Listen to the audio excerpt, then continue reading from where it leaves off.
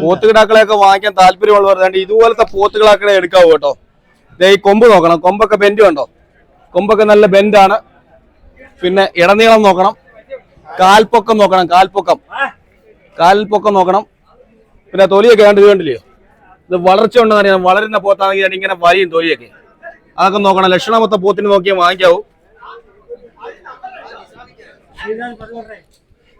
ഇവിടെ അടിപൊളി പോത്തുകുട്ടികൾ നിൽപ്പുണ്ട് കേട്ടോ. എത്ര പോത്തിനെ കൊണ്ടുവന്നായിരുന്നു? 10 കൊണ്ടുവന്നു. എത്രണ്ണം വിറ്റു?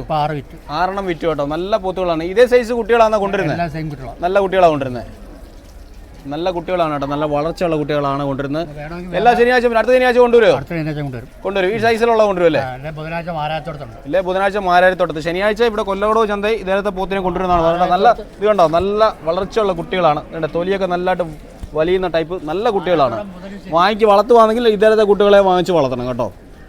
ആന്ധ്ര കുട്ടികളാണ് കേട്ടോ.